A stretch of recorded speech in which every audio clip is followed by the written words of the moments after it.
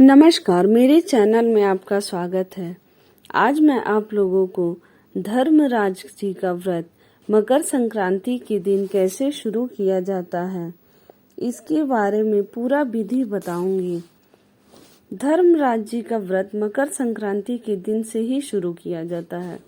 धर्मराज जी के व्रत की कथा वर्ष भर सुनी जाती है।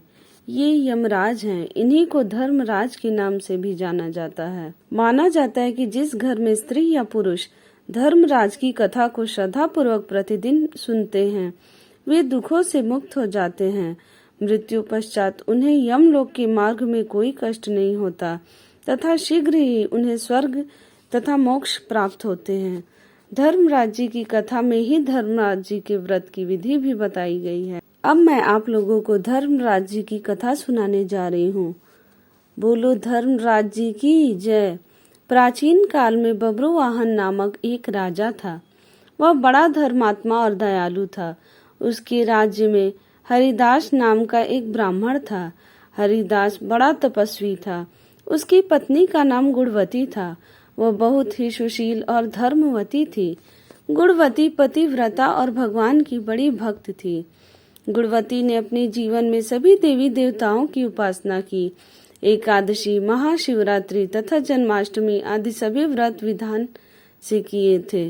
वह यथाशक्ति दान पुण्य भी करती थी। अतिथि सेवा से भी वह कभी विमुख नहीं रही। इस प्रकार जीवन भर वह धर्मपरायण रही। वृद्धावस्था में जब उसका देहांत हुआ तो धर्मराज जी के दूत उसे आदर पूर्वक धर्मराजपुर ले गए। धर्मराजपुर में सुंदर सिंहासन पर धर्मराज जी भगवान विराजमान थे। उनके पास ही चित्रगुप्त जी का स्थान था। चित्रगुप्त जी मृत प्राणियों के पाप पुण्य का लेखा धर्मराज जी को सुना रहे थे। गुणवती भयभीत हुई। वहां नीचे मुंह करके खड़ी हो गई। चित्रगुप्त जी ने उसके पाप पुण्य का ब्यौरा धर्मराज जी को दे दिया, जिसे सुनकर धर्मराज जी को प्रसन्नता हुई, किंतु कुछ उदासी उनके मुखमंडल पर छा गई। यह देखकर गुणवती ने पूछा, मैंने अपने जीवन में कोई दुष्कर्म नहीं किया, फिर भी आपके मुख पर उदासी क्यों है? कृपा करके बताइए। धर्मराज जी ने कहा, हे देवी, तुमने सभी देवी देवताओं को व्रत आदि से संतुष्ट किया है, लेकिन मेरे नाम से तुमने कुछ भी पूजा पाठ या दान पुण्य आदि नहीं किया।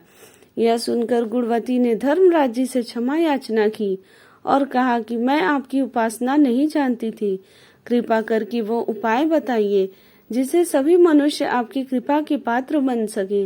यदि मैं आपके मुख से आपके भक्ति मार्ग को सुनकर मृत्यु लोक वापस जा सकूं, तो आपको संतुष्ट करने का प्रयास अवश्य ही करूंगी। धर्मराज जी ने बताया, मकर संक्रांति के दिन जब सूर्य भगवान उत्तरायण में प्रवेश करते हैं, उस दिन से मेरी पूजा शुरू करनी चाहिए।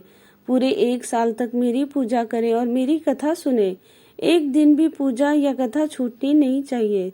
साथ ही धर्म के इन 10 नियमों का पालन करें। धृति अर्थात धीरज रखना तथा संतुष्ट रहना, क्षमा करना और मन को वश में रखना, चोरी न करना, मन से पर पुरुष या पर स्त्री से बचना अर्थात मानसिक और शारीरिक शुद्धि, इंद्रियों को वश में रखना, बुद्धि की पवित्रता यानी बुरे विचार न करना, पूजा पाठ तथा दान पुण्य करना, व्रत करना और व्रत की कहानी सुनना, सच बोलना और सच्चा व्यवहार करना, क्रोध न करना।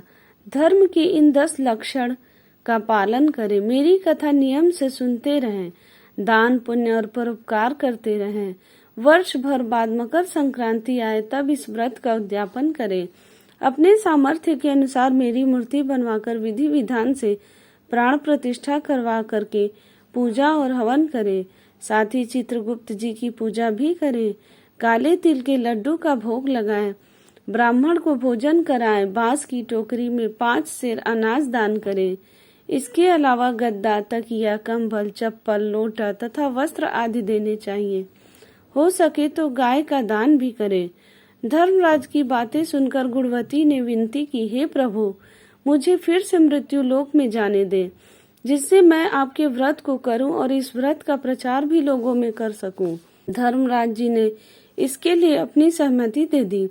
गुणवती वापस जीवित हो गई, उसके शरीर में जान आ गई, वह उठकर खड़ी हो गई। उसके सभी परिवारजन बड़े प्रसन्न हुए। गुणवती ने धर्मराज जी वाली सभी बातें अपने पति को बताई।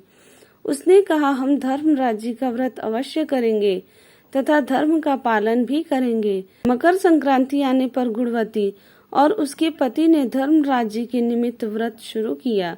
1 वर्ष के बाद विधि विधान से इस व्रत का उद्यापन किया।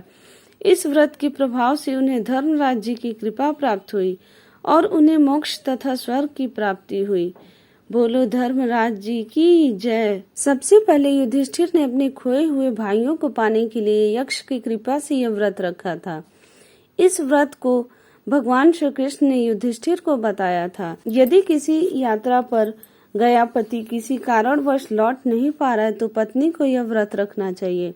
बैकुंठ में जाने की इच्छा से भी यह व्रत रखा जाता है।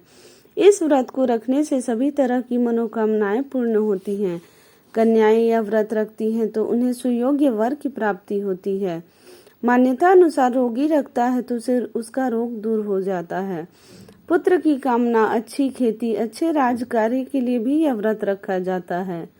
बोलो धर्मराज जी की जय। अगर आपको मेरी यह कथा अच्छी लगी हो तो मेरे चैनल को लाइक करें, सब्सक्राइब करें, शेयर करें और कमेंट में धर्मराज की जय जरूर लिखें।